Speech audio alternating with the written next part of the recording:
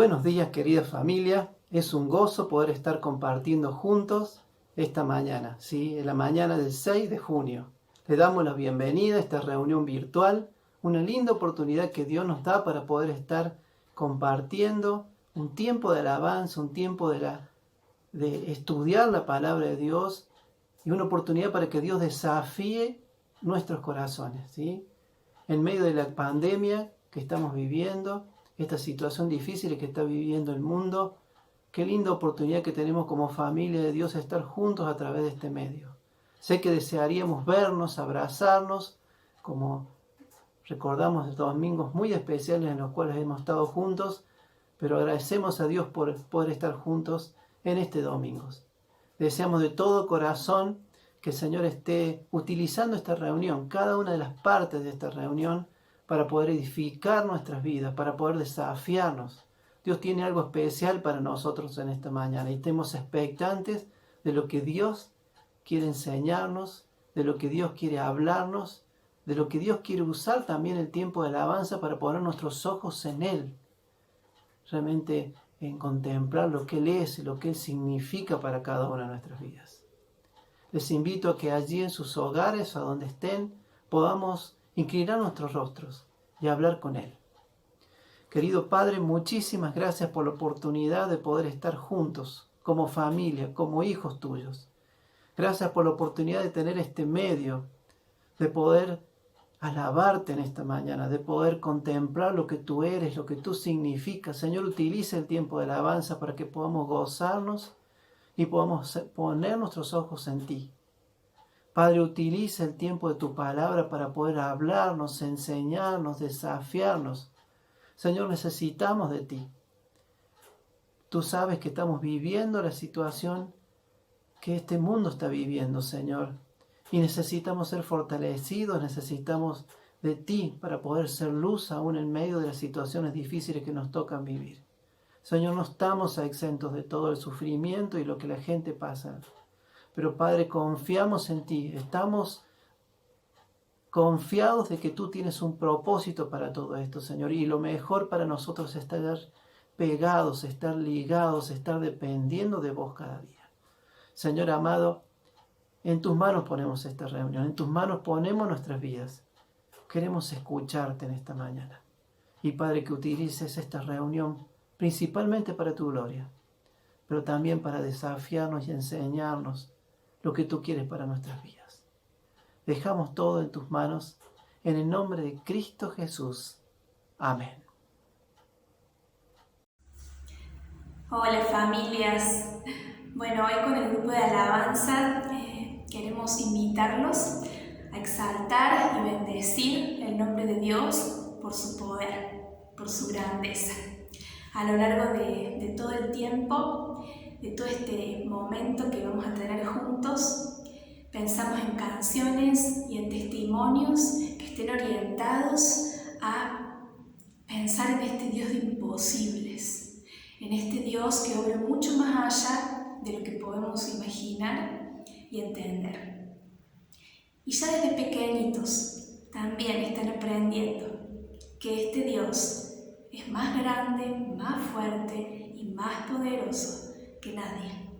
Así que invitamos a toda la familia a disfrutar este tiempo poniendo el nombre de nuestro Dios en alto, como Él merece.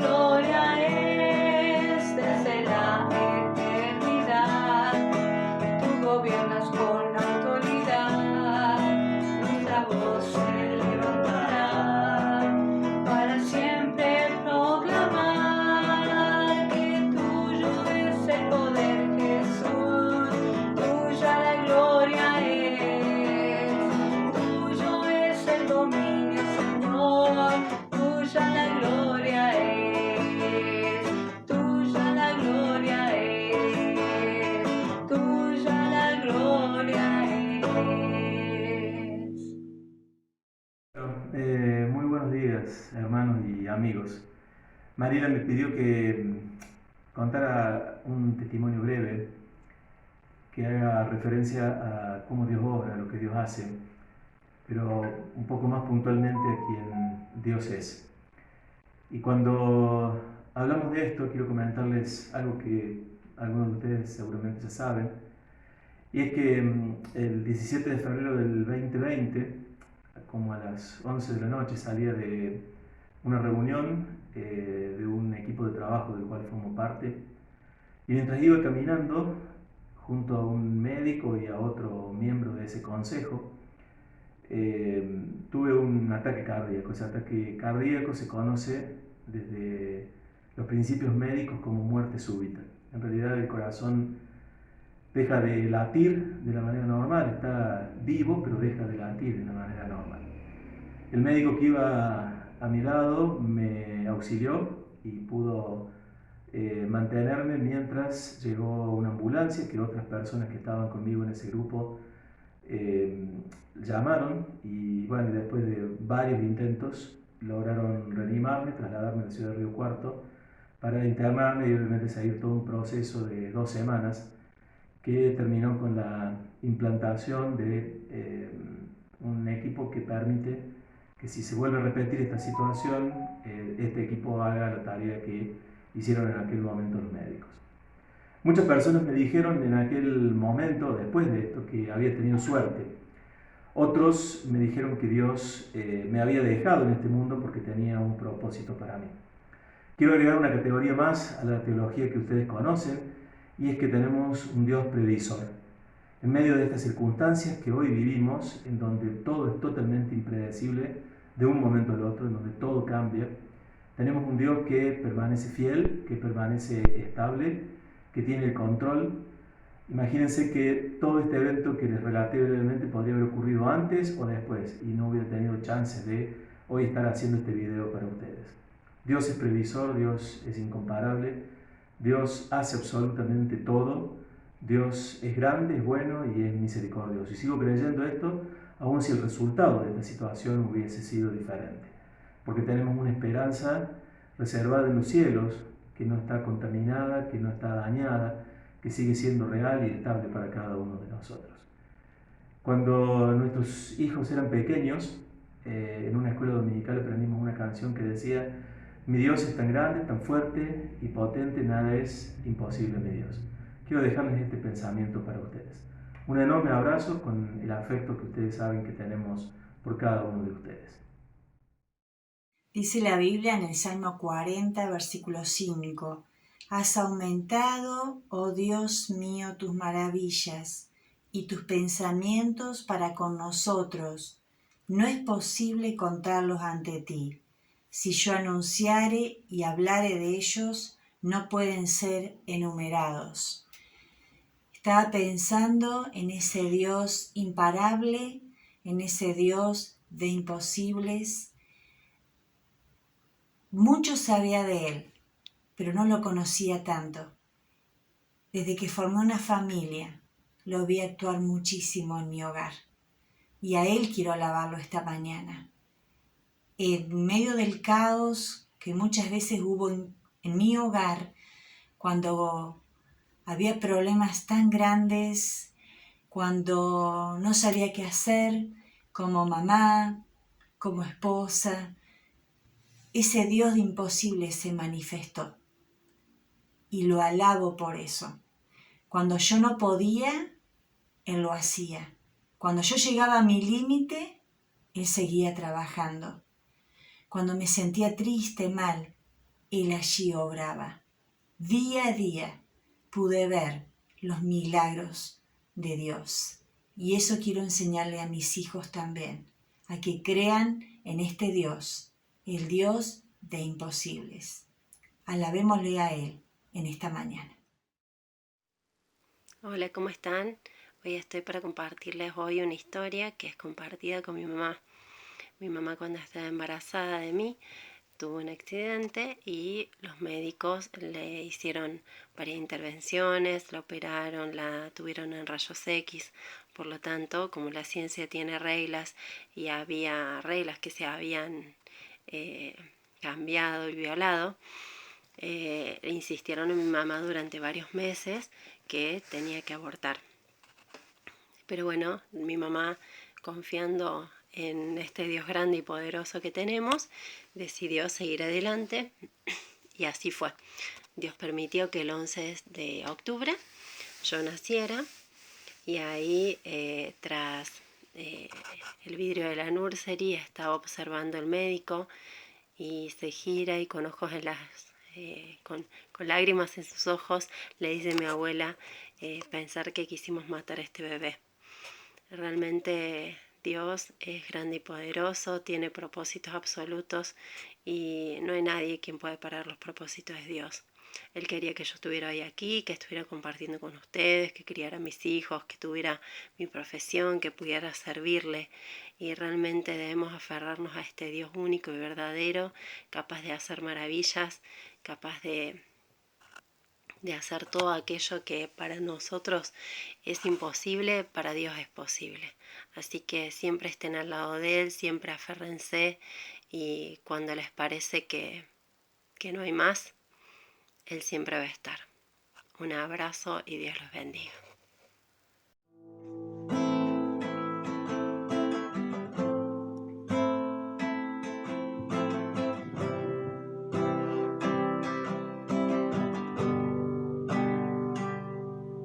Jesucristo, reinas con poder,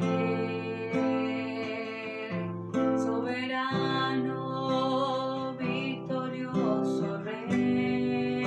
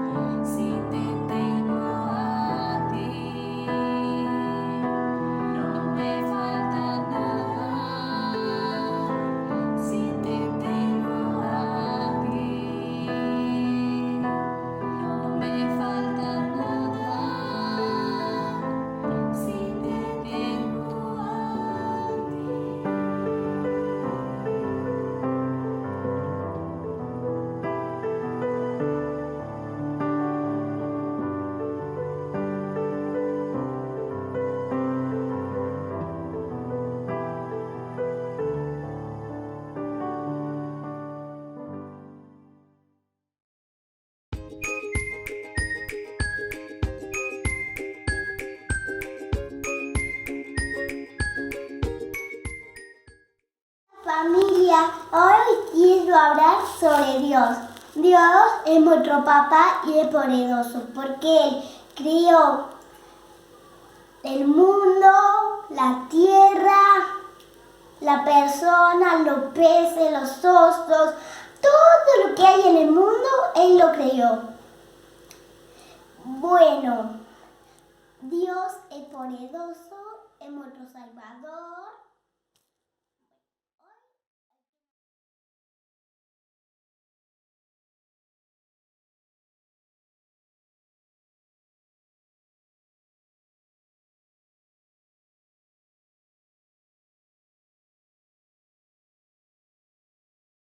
Solo a Él lavaré.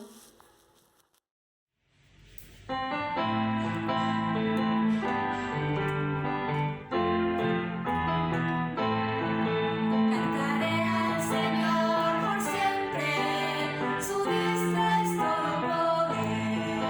Cantaré al Señor por siempre, su diestra es todo poder. Echó a la mar, que los perseguía, jinete en caballo. Echó a la mar, que los perseguía, jinete en caballo.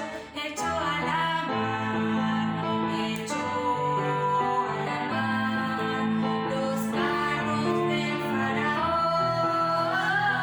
¡Hey, hey! La, la, la,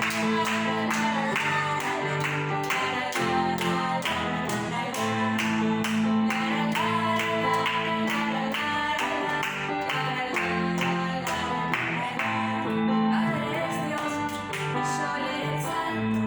Padre es Dios, y le exaltaré. Padre es Dios, y yo le exalto. Padre es Dios, y le exaltaré. Echó a la mar los carros del faraón. ¡Hey, hey! La, la, la,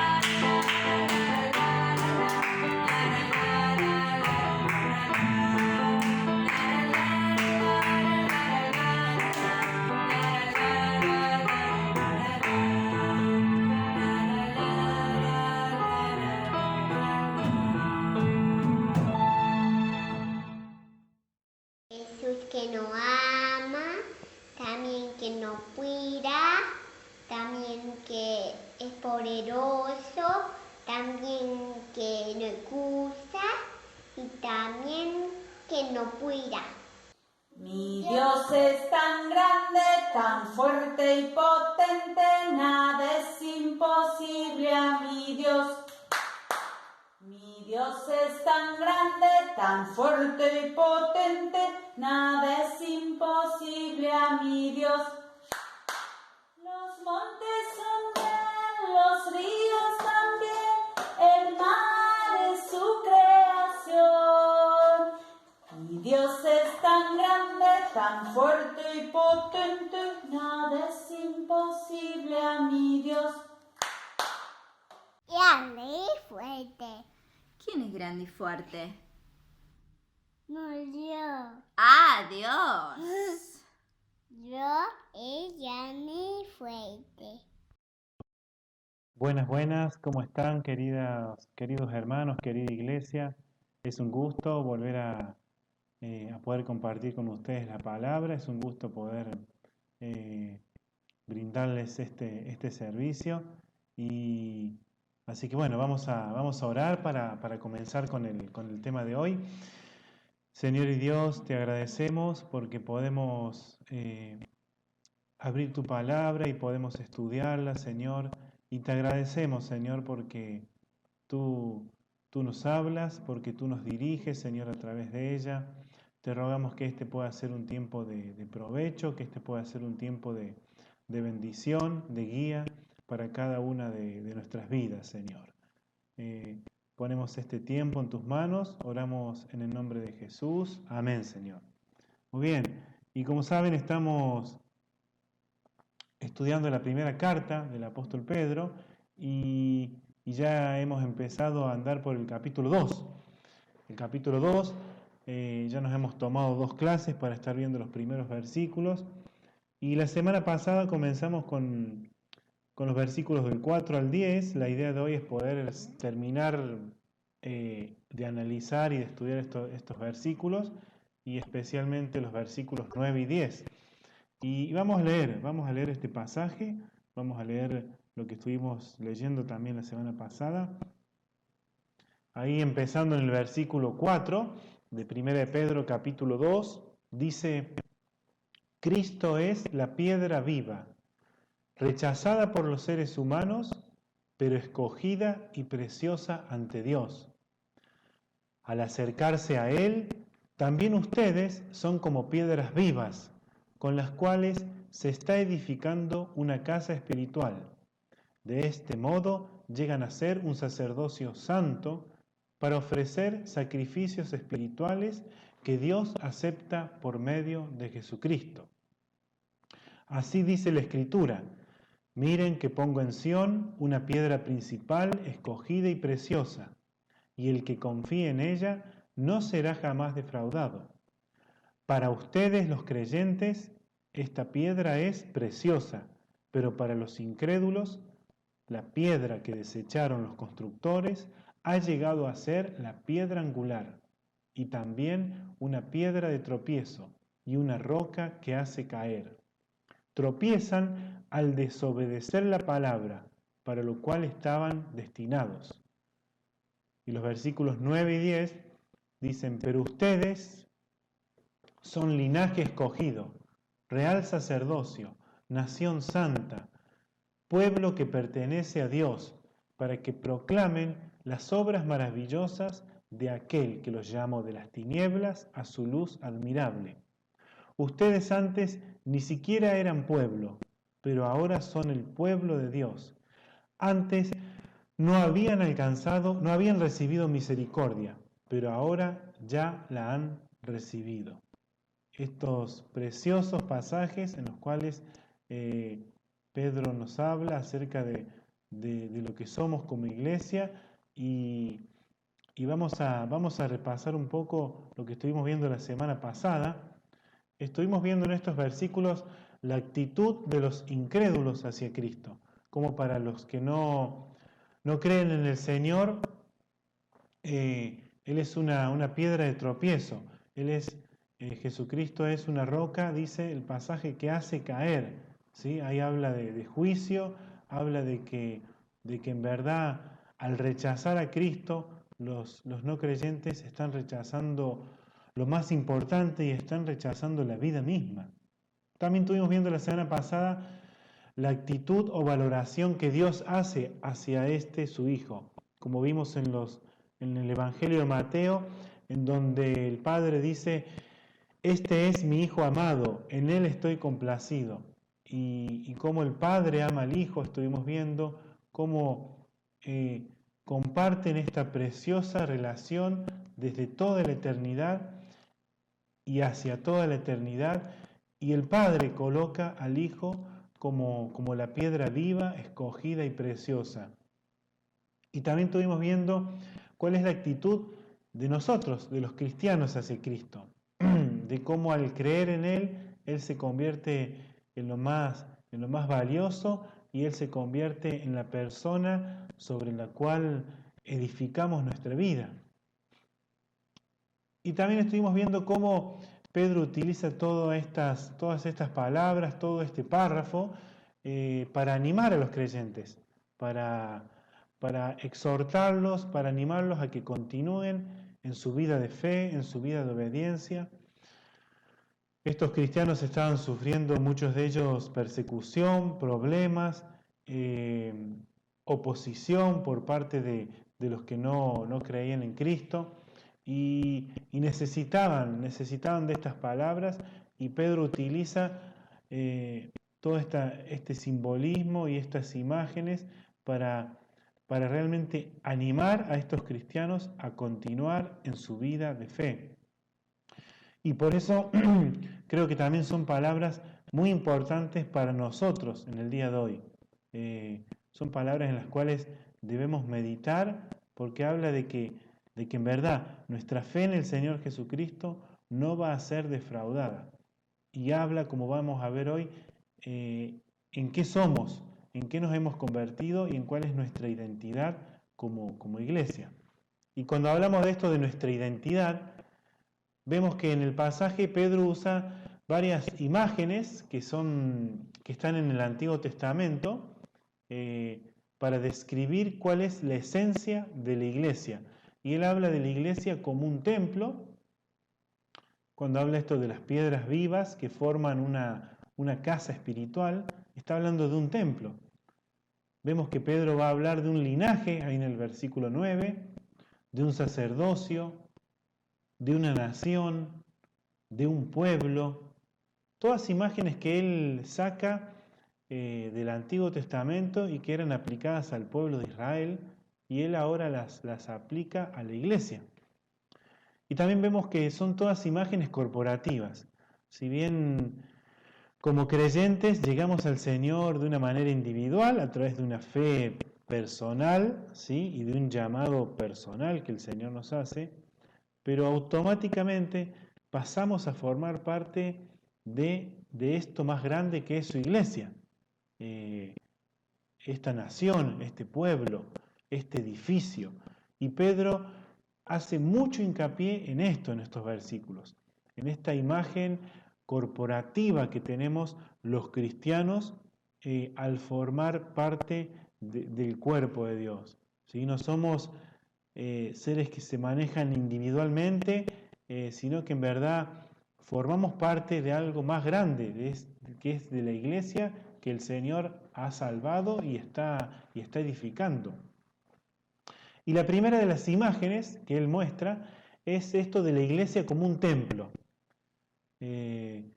Vimos ahí en el versículo 4 que es descrito a Cristo como la piedra viva, ¿sí? Y vimos que era la piedra angular, esta piedra que en las edificaciones antiguas era la piedra más importante, que era colocada desde el fundamento mismo del edificio, y era la piedra sobre la cual el resto de las piedras se apoyaban y el resto del edificio tomaba forma y sustento. Y Cristo es para la iglesia esa piedra viva, ¿sí? Esa piedra sobre la cual el resto de los creyentes nos vamos edificando.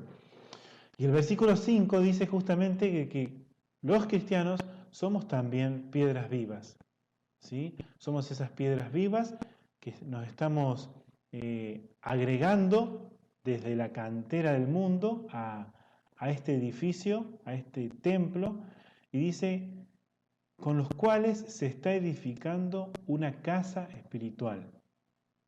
Y vemos acá como Pedro introduce esta imagen de casa espiritual, de lugar donde Dios habita, de templo.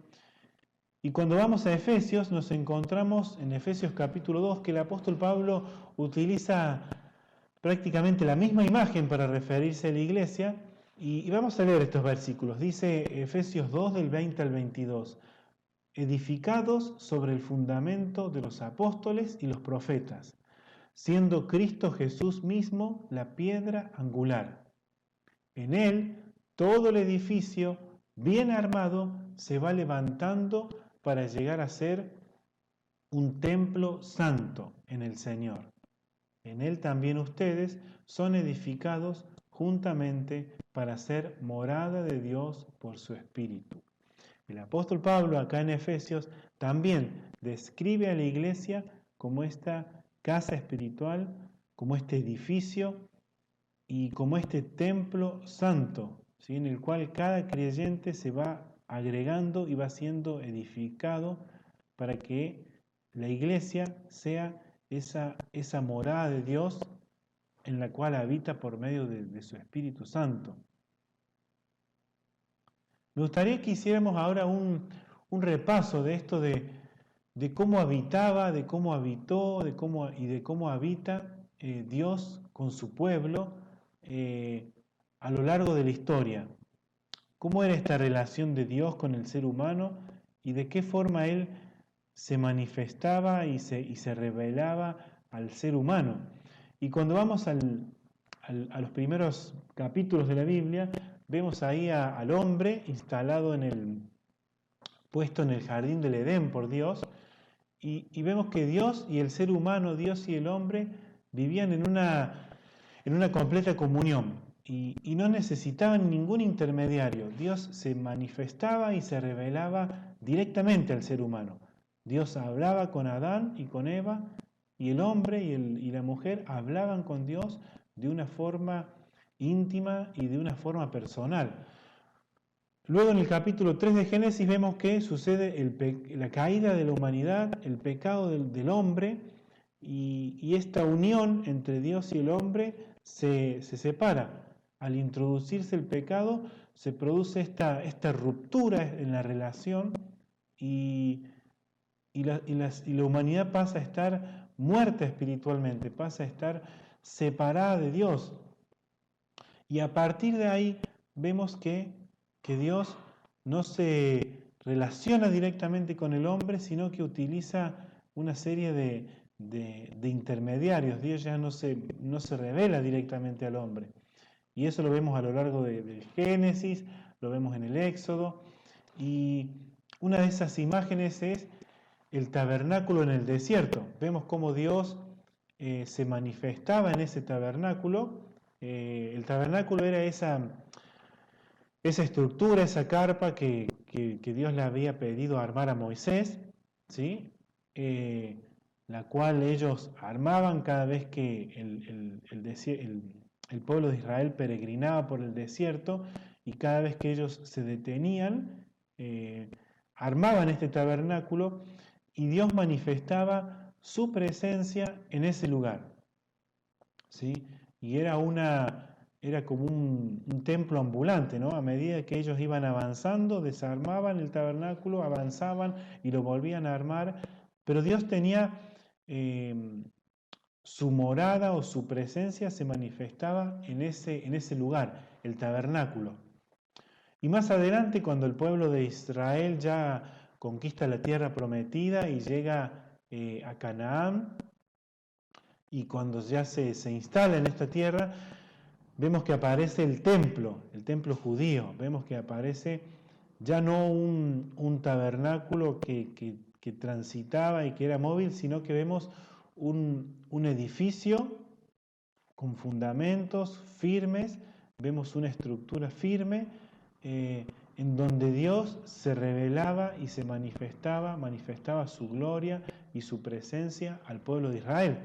Y era el templo judío, el templo en Jerusalén, era el centro religioso de la religión judía.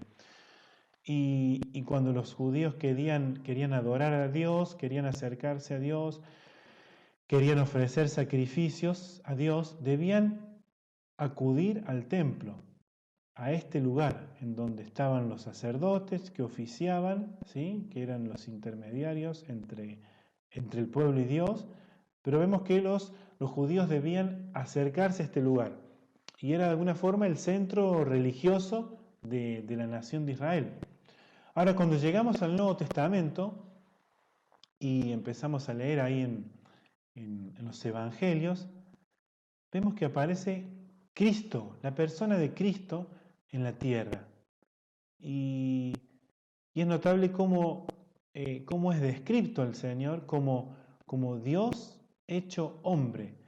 Vemos en la persona de Cristo ahora a la manifestación de Dios en la tierra, ¿sí?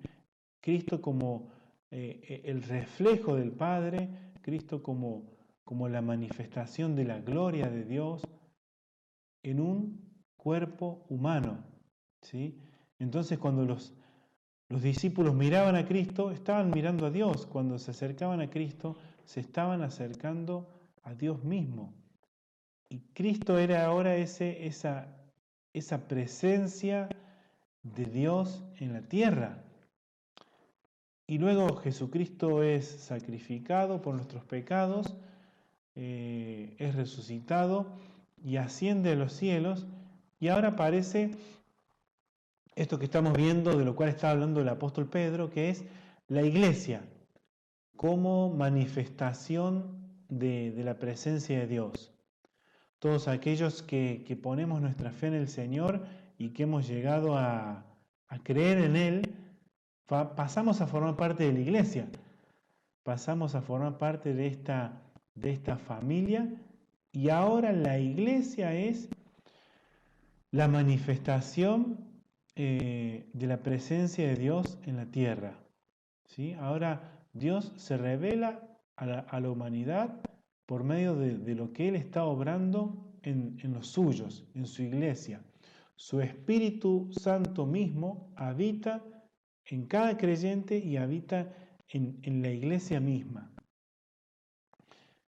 Y cuando el Señor regrese en su segunda venida e instaure su reino para siempre, vamos a ver que cuando vamos ahí a Apocalipsis capítulo 21 y 22, habla de esta preciosa imagen de la Jerusalén celestial, en donde ya no va a haber necesidad de intermediario ni de templo, porque el Señor va a habitar de una forma personal e íntima con su pueblo, con sus redimidos. Y cuando Apocalipsis describe esta ciudad, habla de que es un lugar donde no hay necesidad de templo, porque el mismo Dios va a ser, y el Cordero van a ser el templo. Y ahí se va a restablecer esto que se perdió en el Edén, esta intimidad entre Dios y su pueblo. Y qué precioso también es meditar en esto y meditar en lo que nos espera a los creyentes. Entonces, volviendo al libro de Pedro, vemos cómo él habla entonces de la iglesia como estas piedras vivas con las cuales se está edificando una casa espiritual. ¿Sí? Vemos que ahora la iglesia, y no la iglesia como el edificio en el cual nos reunimos, sino la iglesia como el conjunto de aquellos que conformamos la iglesia, somos esas piedras vivas en las cuales se está edificando una casa espiritual. Y esta imagen es preciosa porque está hablando de lo que somos los creyentes por pertenecer al Señor. Y cuando vemos ahí en los versículos 9 y 10 de 1 de Pedro, vemos que él utiliza, como decía antes, imágenes que son sacadas del Antiguo Testamento y que le pertenecían al pueblo de Israel. Habla de un linaje escogido, de un real sacerdocio, de una nación santa, un pueblo que le pertenece a Dios. Que como vemos ahí en Éxodo 19, son títulos que le correspondían a Israel como nación. Cuando Moisés se libera al pueblo de Israel, cuando Dios libera al pueblo de Israel a través de Moisés, y cuando salen al desierto y Moisés tiene este encuentro con Dios en el monte, Dios le da un anuncio, un mensaje que le tiene que dar Moisés al pueblo, y fíjense en lo que le dice ahí: anúnciale esto al pueblo de Jacob, declárale esto al pueblo de Israel. Ustedes son testigos de lo que hice con Egipto, y de que los he traído hacia mí como sobre alas de águila. Si ahora ustedes me son del todo obedientes y cumplen mi pacto, serán mi propiedad exclusiva entre todas las naciones. Aunque toda la tierra me pertenece, ustedes serán para mí un reino de sacerdotes y una nación santa. Vemos que en Éxodo 19, Dios está usando el mismo lenguaje que después usa Pedro para aplicarlo en la iglesia, y se lo está aplicando a este pueblo, ¿sí?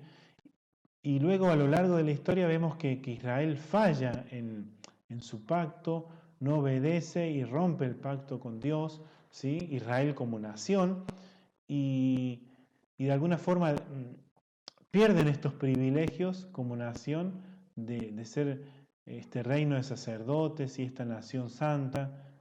Y ahora vemos que Pedro se los aplica a la iglesia. Ahora nos podríamos preguntar, ¿pero por qué esto es así?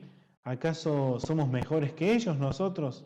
¿Acaso Dios encontró en nosotros personas más santas, personas más comprometidas. ¿Cómo es el tema? Y la respuesta es no. La respuesta es que nosotros, al igual que ellos, somos iguales de pecadores, ¿sí? Iguales de desobedientes, pero a diferencia del Israel como nación, ahora en la iglesia estamos en un nuevo y mejor pacto a través de lo que Cristo hizo en la cruz. Jesucristo obedeció la ley perfectamente y ganó esa justicia para nosotros. Y al morir en la cruz por nuestros pecados, Él pagó nuestra deuda. ¿Sí? Vemos que a Jesucristo pagando nuestra deuda por nuestros pecados y obteniendo justicia, esa justicia que no logró el pueblo de Israel, ahora Cristo la obtiene para nosotros, ¿sí? Para su iglesia. Y por estar en Cristo, por haber creído en Cristo, es que nosotros ahora gozamos de estos beneficios. Pero es porque Él los ganó por nosotros. Y nosotros los recibimos por medio de la fe. Pero no es porque seamos mejores. Y ahora como iglesia dice ustedes, pero ustedes, ¿sí? Y hay un fuerte énfasis o un fuerte contraste con lo que venía hablando antes en cuanto a los que rechazaban a Cristo. Pero ustedes, dice, son linaje escogido. Y cuando hablamos de linaje estamos hablando de una relación familiar, de una relación de herencia. Y ahora en la iglesia nosotros somos ese linaje escogido, esa herencia de Dios, esos hijos de Dios, ¿sí? Son linaje escogido, son real sacerdocio. Como iglesia también somos un sacerdocio real. Así como en el Antiguo Testamento los sacerdotes se acercaban a Dios para interceder por el pueblo, ahora nosotros somos como iglesia ese sacerdocio que tiene, gracias al sumo sacerdote Jesucristo, nosotros tenemos esa entrada libre a la presencia de Dios. Y habla de un sacerdocio real, y no de real porque sea verdadero, de hecho lo es, verdadero, sino de que le pertenece al Rey, que es de un reino, que le pertenece al Rey Jesucristo. Real sacerdocio. Y como vimos en el versículo 5, de acá de 1 de Pedro, decía, de este modo llegan a ser un sacerdocio santo, ¿sí? Un sacerdocio real, en el versículo 9, un sacerdocio santo, ¿sí? Apartado para Dios, para ofrecer sacrificios espirituales que Dios acepta por medio de Jesucristo. Ahora como iglesia ofrecemos sacrificios espirituales y Dios recibe estos sacrificios por medio de Jesucristo. Nos podríamos preguntar de qué se tratan estos sacrificios. ¿Qué son estos sacrificios espirituales? Y cuando vamos ahí a Hebreos 13, vemos parte de la respuesta. Acá dice Hebreos 13, de los versículos 15 y 16, así que dice, ofrezcamos continuamente a Dios, por medio de Jesucristo, un sacrificio de alabanza, es decir, el fruto de los labios que confiesan su nombre. No se olviden de hacer el bien y de compartir con otros lo que tienen, porque esos son los sacrificios que agradan a Dios. Vemos que el autor de Hebreos, ¿sí?, habla de estos sacrificios espirituales y habla de la alabanza como un sacrificio espiritual, ¿sí? Esto de confesar el nombre del Señor, de magnificar su nombre, de contar de Él a otros, de alabarlo, sacrificio de alabanza. Y también habla en el versículo 16, de otro sacrificio, hacer el bien y compartir, dice, con otros lo que tienen. Este sacrificio que podríamos llamarlo el amor puesto en práctica, el amor hacia los demás que se manifiesta por medio de de estas buenas acciones, hacer el bien, compartir con otros, ayudar a otros, de una forma abnegada, de una forma sacrificada. Estos son ahora los sacrificios que los hijos de Dios ofrecemos, ¿sí? Sacrificios de alabanza y sacrificios de amar a otros por medio de buenas acciones. Y habla de que estos son los sacrificios que agradan a Dios. Pero no son sacrificios que obtenemos para obtener el favor de Dios, porque eso ya lo obtuvo Jesucristo por nosotros. Y los hacemos por Él, por intermedio de Él, sino que son sacrificios que hacemos ahora para llevar una vida agradable a Dios y para reflejar a Dios a otros. Y de esto habla cuando Pedro habla de sacrificios espirituales que Dios acepta por medio de Jesucristo. Y también Pedro, usando las imágenes del Antiguo Testamento y de lo que era el pueblo de Israel, habla de una nación santa, ¿sí? Ahora la iglesia es esta nación santa, ya no una nación con un solo idioma y con una sola ubicación geográfica, sino una nación que está esparcida por todo el mundo y que habla en un montón de idiomas y que tiene un montón de costumbres y de culturas diferentes, ¿sí? La iglesia, eso es la iglesia, ¿no? Una nación entre naciones. Y es una nación santa. Eso es lo que resalta Pedro acá, ¿no? Una nación que ha sido apartada, separada para la obra de Dios, ¿sí? Apartada por Dios y para Dios. Eso significa cuando la Biblia habla de algo santo, ¿sí? Un pueblo que le pertenece a Dios. Está hablando de pertenencia, está hablando de que ahora somos propiedad de Dios, ¿sí? La iglesia es propiedad de Dios. Fue comprada por sangre la iglesia y es propiedad y es un pueblo que le pertenece a Dios. Y es precioso ver todas estas cualidades que tenemos por pertenecer a la iglesia de Cristo. Y dice, para que proclamen las obras maravillosas de aquel que los llamó de las tinieblas a su luz admirable. Somos esta nación santa, este pueblo escogido por Dios con una misión, con un propósito prioritario, el de proclamar, el de anunciar, el de poner en alto las obras maravillosas de aquel que nos llamó de las tinieblas a su luz admirable. Tenemos la misión de compartir el Evangelio, ¿sí? Porque el Evangelio es ese anuncio de lo que Dios ha hecho para salvar a la humanidad, ¿sí? Y ahora como iglesia tenemos esta tarea de proclamar, de anunciar, de poner en alto lo que nuestro Dios es y lo que nuestro Dios ha hecho, ¿sí? Y Pedro resalta diciendo de aquel que los llamó de las tinieblas a su luz admirable, de aquel que los llamó de esa manera vana y vacía de vivir a la luz admirable, a vivir una vida abundante, a vivir una vida en su presencia, en su plenitud. Y esta es la tarea que tenemos como iglesia y este es el propósito por el cual como iglesia estamos en la tierra, para dar a conocer a otros, así como veíamos que Dios se manifestaba en el tabernáculo, se manifestaba en el templo, se manifestaba en Cristo mientras Él estuvo en la tierra. Ahora Dios se quiere dar a conocer a través de su iglesia, ¿sí?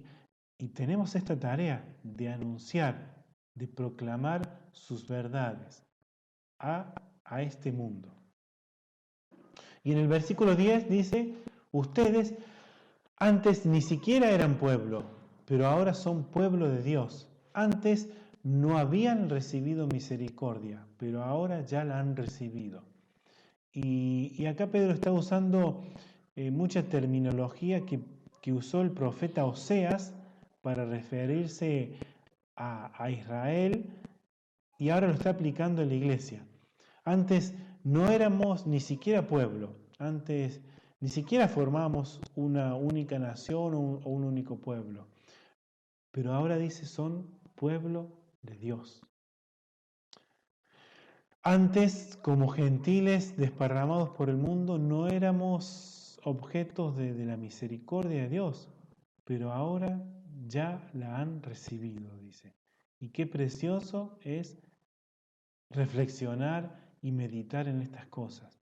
Ahora somos objeto de la misericordia, del amor de Dios, y somos, como iglesia, el pueblo de Dios. Y como conclusión, aplicando esto, cómo Pedro lo aplicó a los primeros oyentes y cómo lo debemos aplicar a nosotros. Vemos que estos primeros cristianos, a los cuales Pedro le escribe, estaban siendo probados en su fe, ¿sí?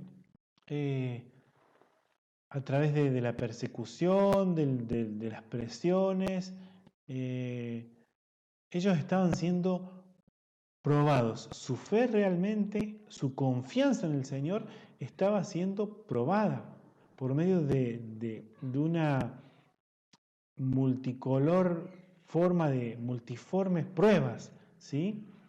Y Pedro les recuerda, ¿sí?, cuál era su verdadera identidad.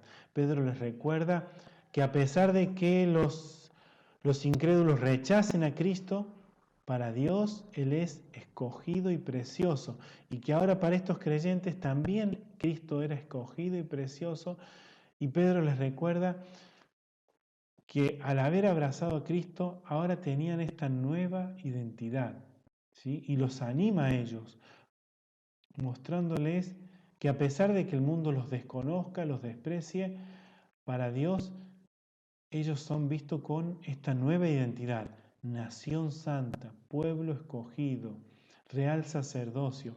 Y Pedro anima a estos cristianos con esto, ¿sí? Los hace llevar su mirada a lo que ahora son en Cristo.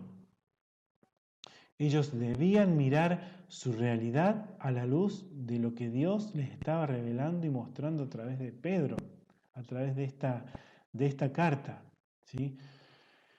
Ellos, en medio de sus pruebas, en medio de la oposición, en medio de la persecución, debían mirar esa realidad, pero a la luz de lo que ahora ellos eran en Cristo y de lo que Cristo había ganado para ellos. Y esto nos debería llevar a preguntar a nosotros cómo vemos nuestra realidad, ¿sí? Estamos ahora atravesando esta pandemia, esto que nos afecta al mundo entero, y estamos atravesando también como sociedad argentina un montón de problemas sociales, de problemas económicos. Hay una creciente falta de estabilidad, hay una gran inestabilidad económica y social, y posiblemente algunos de ustedes también estén pasando por otras pruebas, como pérdidas de seres queridos, como problemas de enfermedad o problemas económicos a nivel familiar. ¿Cómo estamos viendo nuestra realidad? Si bien todas esas cosas, ese contexto es real y existe, pero lo estamos viendo a la luz de la palabra de Dios y a la luz de lo que hemos visto hoy. Estamos viendo nuestra realidad más allá de lo que vemos en una primera visión, digamos. La estamos viendo como Dios la ve, que más allá de todo lo que nos pasa, como iglesia tenemos esa herencia en los cielos y tenemos todos estos privilegios y que hemos visto hoy. ¿Cómo estamos viendo nuestra realidad? Nos debería llevar a preguntar también lo que vimos hoy: ¿a dónde acudimos en el momento de la prueba? ¿A qué herramientas acudimos? ¿Qué hacemos? ¿Nos quejamos? nos bajoneamos, nos preocupamos más y más. ¿A dónde acudimos? O acudimos a las verdades de la palabra de Dios, o acudimos a Dios en oración y acudimos a estos textos para permitir que sean estos textos, que sea la palabra de Dios la que defina nuestro estado de ánimo, la que defina cómo debemos responder ante nuestras pruebas. ¿A dónde acudís en la prueba? ¿A qué herramientas? ¿Y cuáles son tus reacciones? Y estas verdades que Pedro usó para animar a sus contemporáneos, ¿sí? Que él las vio como aplicable a ellos y que Dios lo inspiró para escribirle a ellos y para animarlos en medio de las pruebas. Estas palabras, estas verdades que Pedro usó para animarlos, ¿son significativas para nosotros hoy en día, con nuestras realidades? ¿Son realmente significativas?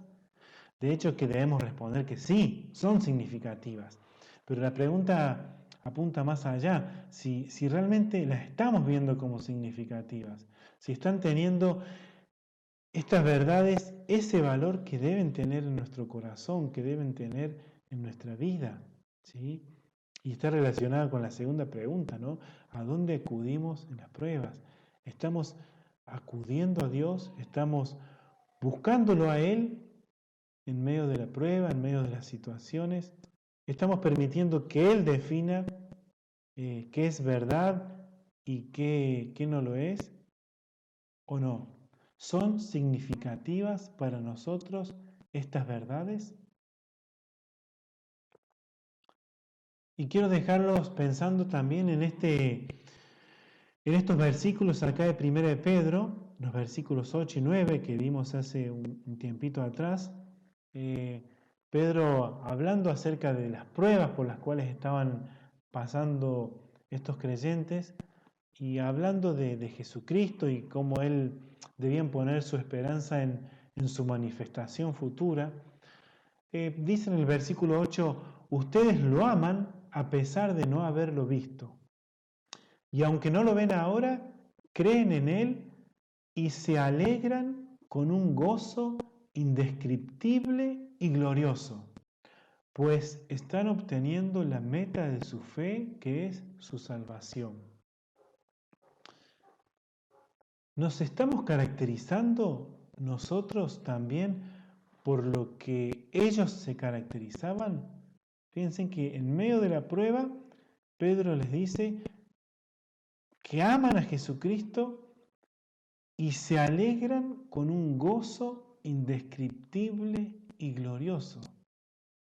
Estos cristianos estaban obteniendo su gozo y su alegría del Señor mismo y de esa salvación final que se iba a manifestar para ellos.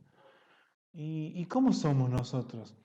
¿Nos caracteriza también este gozo indescriptible y glorioso? Podríamos decir que nosotros también, podrían decir otros al vernos que ven en nosotros un gozo indescriptible y glorioso. Y si no es así, deberíamos estar buscando el porqué. Y deberíamos estar viendo si es acaso porque no estamos valorando lo que tenemos en el Señor. Si es acaso que no estamos teniendo por alta estima esta herencia preciosa que tenemos en el Señor.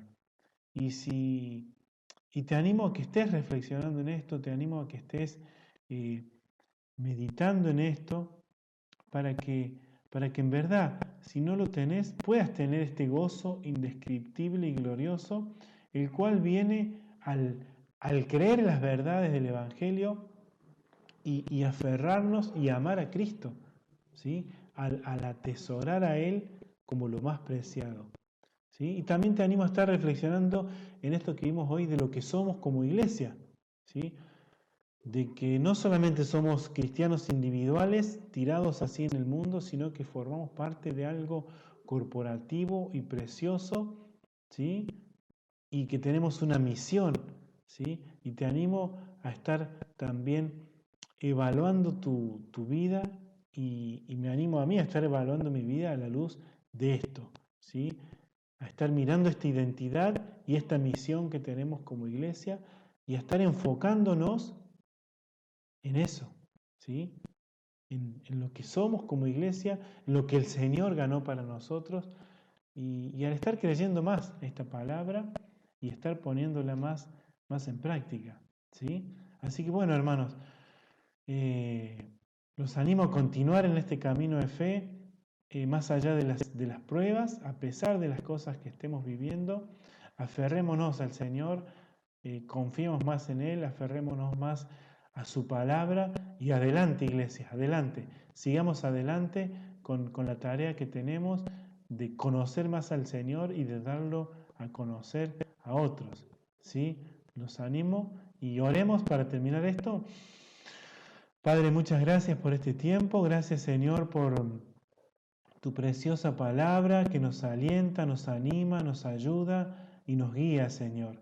Gracias Señor porque como iglesia tenemos estas cosas, estas definiciones tan preciosas que tú nos has dado, Señor. Somos nación santa, somos ese pueblo adquirido, somos ese real sacerdocio. Ayúdanos a estar valorando más esto que tú has ganado para nosotros y ayúdanos, Señor, también a estar cumpliendo con esto de anunciar a otros, de proclamar en este mundo tus virtudes, Señor, las virtudes de aquel que nos llamó de las tinieblas a la luz, a su luz admirable, Señor. Ayúdanos a que como iglesia nos encontremos abocados con esta tarea, Señor. Más allá de las luchas personales, de las batallas, de las pruebas que tengamos individualmente, pero que tú nos encuentres, Señor, como iglesia, enfocados en esto, enfocados en nuestra identidad y enfocados en hacer lo que tenemos que hacer, Señor. Ayúdanos a enfrentar nuestras pruebas, danos fortaleza, danos ánimo, Señor, y te ruego por cada uno de mis hermanos y por las cosas que esté afrontando cada uno de mis hermanos, para que tú también los estés fortaleciendo y animando a ellos, Señor, con consuelo, con fortaleza y con tu palabra, Señor. Gracias por este tiempo, Padre. En el nombre de Jesús oramos. Amén. Muy bien, hermanos. Un placer y espero que podamos estar viendo pronto. Así que bueno, les mando un saludo, nos estaremos viendo. Chao, chao.